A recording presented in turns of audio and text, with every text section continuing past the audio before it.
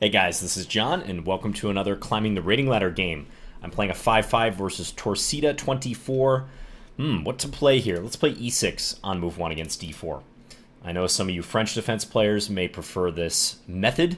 Okay, my opponent plays c4, and let's go for a Dutch. Why not? I have not recorded for a couple days. I've been busy setting up my new computer, and I actually am recording from this new computer. However, in an ironic twist of fate, there's an issue with a few of the fans that the computer tech mounted on this computer. So if you hear like a low rumbling, I'm sitting right next to the PC. It basically sounds like an air conditioning unit right now. That is why. The fans were mounted incorrectly. I have to take it to Micro Center tomorrow to address that. So I'm not quite there yet. This is like the relic of my old PC, which of course had that notorious fan issue. It won't quite let me go yet, but I hope it's not too distracting in this video. And let's dig into this game against Torsida. Okay, so I played a quick queen e8 here. Often the queen will shoot out to the king side. What to do here, though, because I could play h6 and just challenge the bishop. I'm kind of leaning towards doing that, to be honest, unless I have to worry about a trade and then e4 and white quickly opening the position. I could play knight c6 also. I kind of like that option, so I think I'm going to go with that. Let's leave h6 for the next move, just so I'm a little bit better coordinated. If the opponent plays d5, then I can play knight e5. I can retreat to d8 if necessary. Not hugely concerned about d5. Okay, a3 was played, looking for b4. And now let's continue as planned. h6. And I expect to get the bishop pair here, unless white wants to goad me forward and play bishop h4. Okay. Now g5 is normally a move you have to be pretty careful about when you've castled kingside, right? But I think the circumstances are pretty decent to play this move. Specifically because my queen is helping out my king, and white doesn't have too many pieces that can go after my king. So I'm seriously considering playing g5 followed by queen g6. I'm not worried about white sacrificing a piece for 2 pawns, by the way. I think, again, with queen g6 coming in particular, I'll be totally fine if that happens. So just think about this for a moment. There are other ways to play this too. I mean, I could go for, let's say, e5 here. That may be a decent move. In fact, maybe I could play e5 and try to threaten g5 in the near future. That might be a decent adjustment. Although e5, I weaken the d5 square, so the pawn would no longer be protecting that square. White may jump in. Okay. I don't know. I'm just pausing here for a second because I find this position interesting. And I can't reverse the move order. If I play g5 here and then e5, I'm going to lose a pawn after a bunch of trades. Yeah, e5 seems in the spirit of the position. I just think that knight d5 might be a decent reply. That's my one hang-up about it. But maybe I can take and then play knight d8. I don't think I'm losing anything there. Let's give it a shot. Let's see what happens. I already spent a substantial amount of time on that move. So let's play it. I'm opening up this diagonal as well. So I got to be careful about white landing a queen or some other piece here and giving a check at an inconvenient moment. What I definitely think white should not do is play d5 here and close down the center. Even though I'll have to move this knight, relocate it temporarily. I'm not concerned about that. Okay, and white voluntarily plays this move. Interesting. Well, I can play bishop d8 and have the queen help out here. Kind of like that. Let's do that. Let's try to play it quick as well. So, yeah, having the queen assist with the knight and the pawn on d6 and defending e5. I have enough defenders. I also have some peppermint tea. So plenty of weapons in my arsenal here, guys. Okay, b4 is played. So he's looking to lean on me with this move. Fair. Now, g5 can be met by b5. So that does provoke, yeah, a mini crisis in my position. There's also knight e4 here. Knight e4 is interesting as well.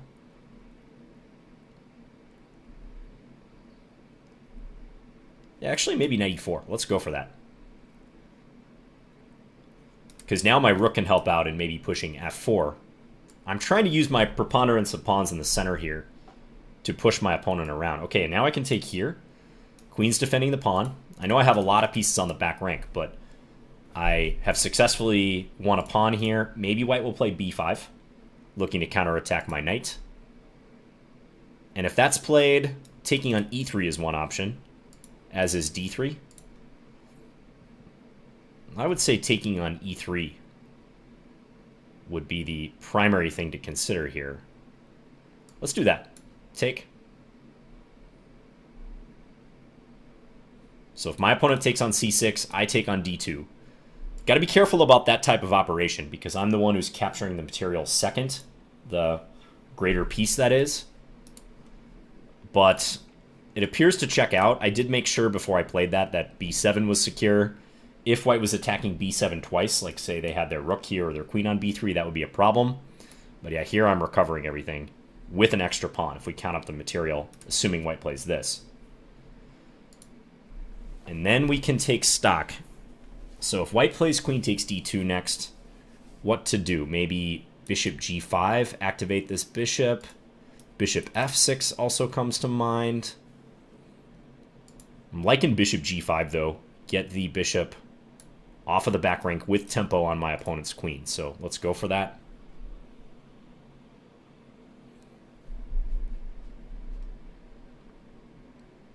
Oh, and that's a big blunder. Yeah, I just take here. Rook's defending the bishop. Okay. So a little bit of an abrupt ending. Yeah, I think in this one, probably this was around the key moment where I jumped in with the knight. And this sequence didn't work out so well for Torsida. They did offer me a rematch. You know, let's rematch them since that game white did blunder. So let's see what they do in this rematch. Okay, Sicilian. Let's play the Alapin, since this is a line that I often recommend to people below, let's say 2,000. I think it's especially good even below that, so like below 1,600, because a lot of people on move 2, they play a generic Sicilian move that they might play against knight f3 on move 1. So knight c6, it looks logical, but it allows me to play this and establish these two pawns side by side. So I'm already pretty happy here. White has a slight advantage. And if black wants to fight back, yeah, they might have to play a move like d5 or prepare e5. So d6 is reasonable. Let's play knight f3. And now bishop g4. Okay, so d5 is always a tempting idea here. And I'm getting a reminder of a game that I played at the Twin Ports Open in 2019 that I posted on my channel, where if I play d5 and black plays knight e5, I might play knight takes e5 and give up the queen because there's bishop b5 check. Just thinking if that's a route I want to go. You know, this early bishop move, I know it does pin the knight, but it can lead to tactical issues for black. There's also bishop c4 targeting this, maybe with queen b3 in mind. But yeah, let's play d5 and see how black reacts. If black inserts this capture, I think taking with the queen or the pawn was fine. Okay, so here's the moment of truth. If I take, and then bishop takes d1, bishop b5 is going to hurt. So really on this move, the only thing I would have to worry about is an in-between check from my opponent. So queen a5. And I'm thinking right now what my best idea against that would be, because I'd like to be able to play that right away. I could play knight takes e5 and then just figure it out when the position hits, but I would really like to figure this out in advance. Otherwise, I might not play knight takes e5. Queen d2 is possible, but leaves a little something to be desired. Bishop d2, bishop takes d1, bishop takes a5, and I think I just win a piece there, because black's bishop will be hanging, and if they take my knight on e5, I will take. So yeah, this I think is going to work.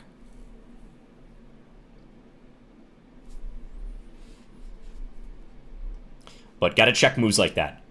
These in-between checks, forcing moves that the opponent can play to disrupt the sequence. Otherwise, we're happy. So that's the easy line. Bishop takes d1, bishop b5 check. And notice now my opponent's thinking. You know, I've already committed a lot here and made seems to me a fatal mistake. And only now they're thinking, yeah, now we go check. We're going to scoop up the queen. After queen d7, I can take, and then I can even go after the rook in the corner if I want. Probably what I'll do there is queen d7, bishop takes d7, king d8. I'll play knight takes f7, and then after king takes d7, I might just scoop up the bishop after that. So take the queen first. Yeah, I like this option because I don't have to take this rook yet. That rook is being held hostage by my knight. It cannot escape. Black's all blocked up here. So I could take it right away, but he's going to save his bishop, maybe bishop h5, and defend the f7 square. So let's just play this. And patience is a virtue here. We're going to capture this rook on the next move. Okay, my opponent plays knight h6. I can even think about inserting that, but either way is winning. My opponent resigned. Okay, so 2 quick victories here. My opponent blundered in both games. First game, they blundered that bishop, and then here they quickly fell victim to this idea with d5 and knight takes e5. I'm not even going to call it a trap because this is just objectively good chess.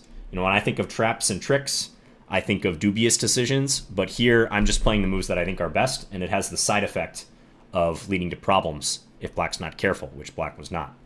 So yeah, I think black has to play this, or maybe a more conservative knight move like knight b8, so they can block easily on d7, but it's not ideal. And again, that's why against the Alapin, a lot of players they'll autopilot knight c6 or pawn d6 or e6, and all of these moves allow white to build up a big center, the 2 pawns side by side, and the minor piece development coming thereafter. So we can check the engine real quick here on this game.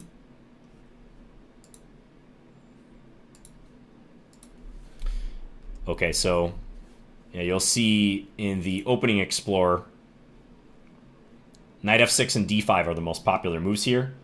Those moves attack the pawn on e4. That's what black should do in this position. Those are far more effective. And the other moves, e6, d6, g6, b6, you see knight c6 is way down here. It's just not popular, especially at master level. Look at the win percentage white has for knight c6. Above 60% for white, 70% practically. If you combine the wins for white and take half of the draws, almost 70%, 69% for white. So yeah, this is just too easy, allowing white to build up this big center. And I wonder how often this has been played. Bishop g4. Yep, we're following 6 games here. 7 games. d5. And as I was saying, knight b8 or bishop takes f3. Both moves are musts. Or either move is a must for black. The next best move is knight f6, just giving up the knight on c6. So, there's other problems here too, like knight b4. That will run into a typical idea as well. Check, picking up the loose knight. And let's see the eval after knight e5. Yep, knight takes e5. Shades of that Twin Ports game. It was a slightly different line in that one. In that one, there was a black pawn on c7 even. So when I went check, black played c6. That was like a potentially riskier queen sack. This can hardly even be called a queen sack because we're winning it back in the case of bishop takes d1. But it's imperative to check stuff like this queen a5 move, guys. I want to be able to have a move in mind, and I determined that bishop d2 was just the way to go there. Because even though black takes my queen first, I take back, and to regain the piece that black was down when I took their knight, they would have to give me their bishop. Right? And I'm up a minor piece here. When the dust settles, ideally you're keeping track of this as you're playing this sequence and calculating it in advance. And also if black were to save their bishop, move it back somewhere, well, I guess here I even have a checkmate in 1, but that's not going to work for black as well. Now let's quickly look at that first game against Torsida. Oh, it says we're following 1 game here. Interesting. Wait, that might be my game if it made it into the database already. I wonder if it auto-updates that fast. That's interesting. Well, we'll go back to the beginning in this one. So, I played e6 on move 1. A lot of French defense players use this move order if they like the French or the Dutch or even the Queen's Gambit declined, because it does invite white to play e4, and then we have a transposition to the French defense. I wouldn't recommend this move order if you were uncomfortable with that transition, by the way.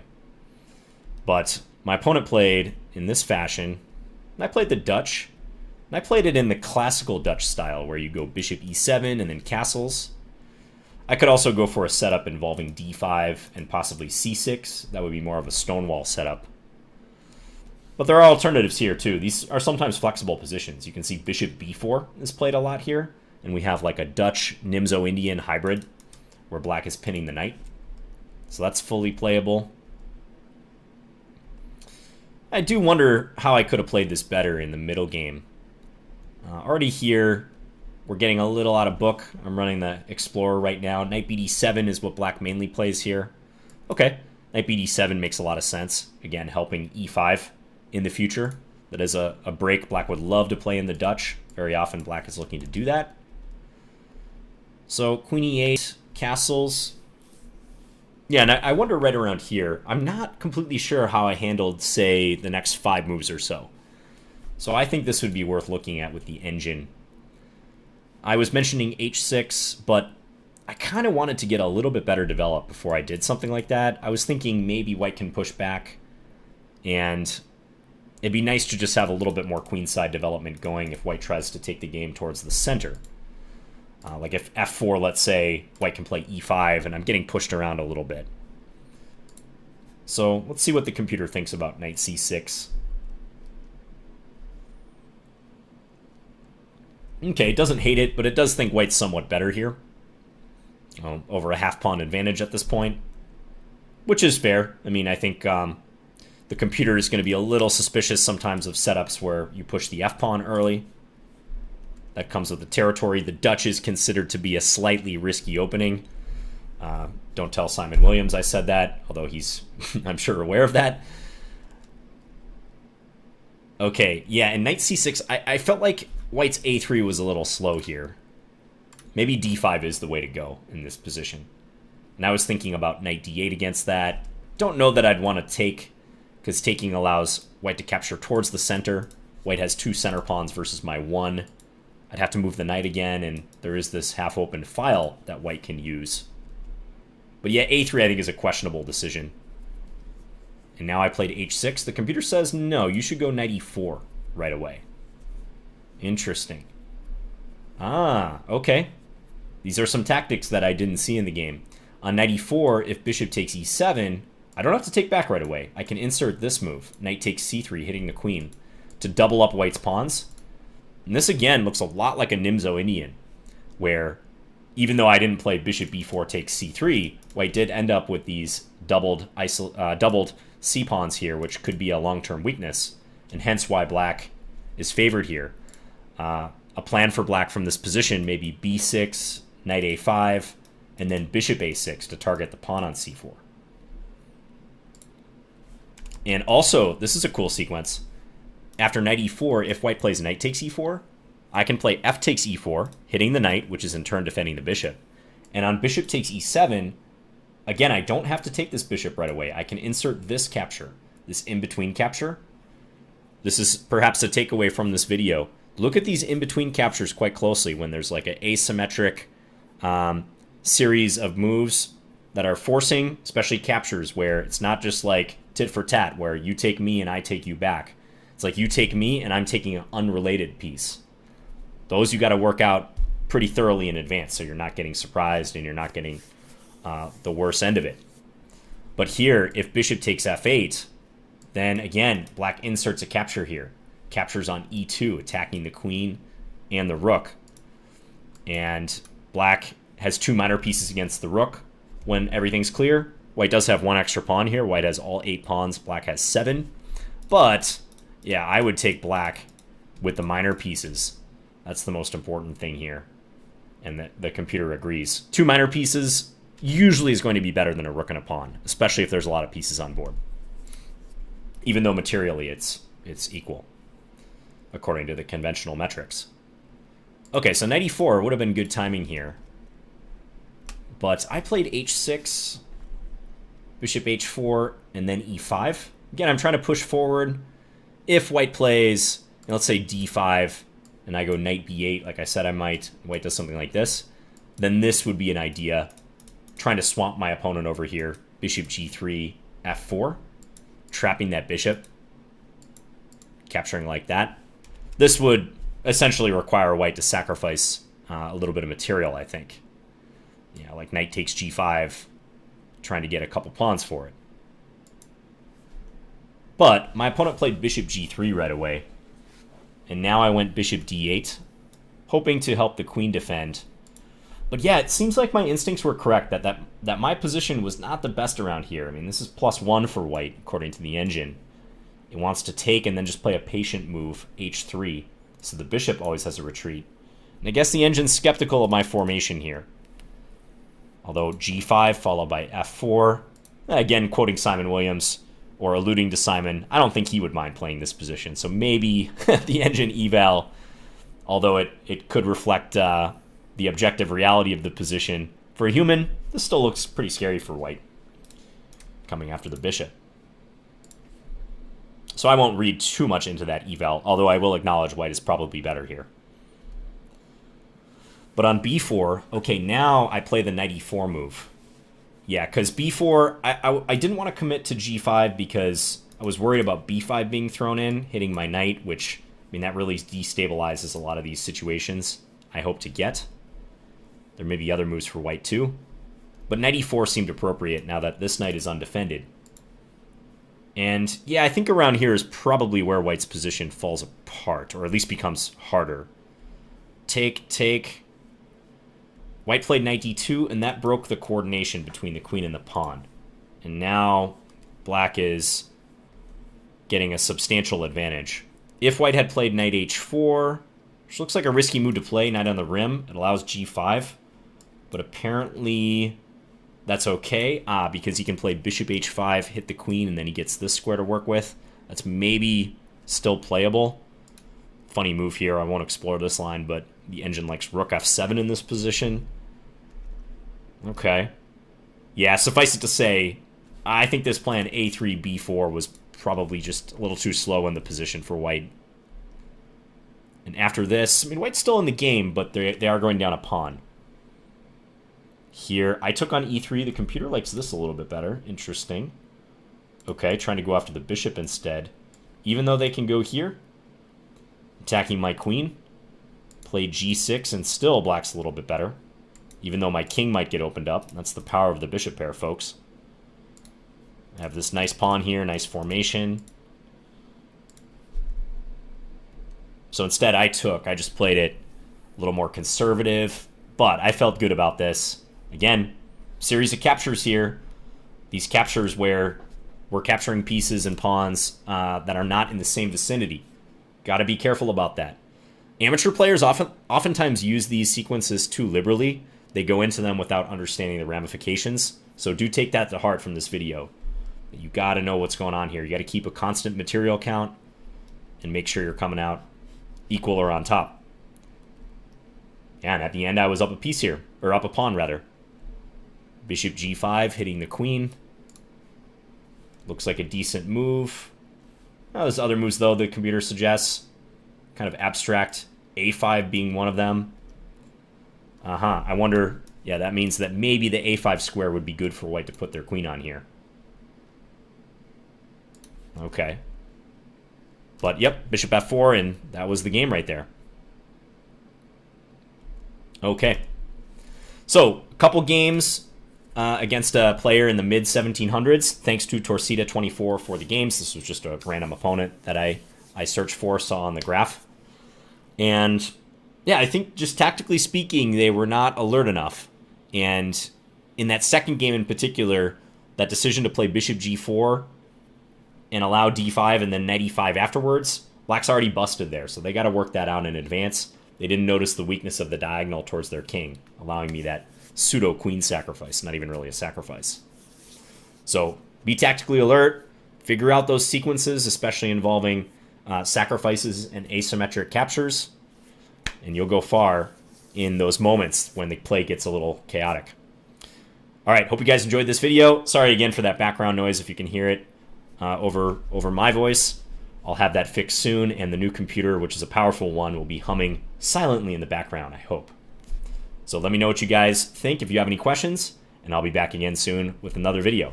Bye, guys.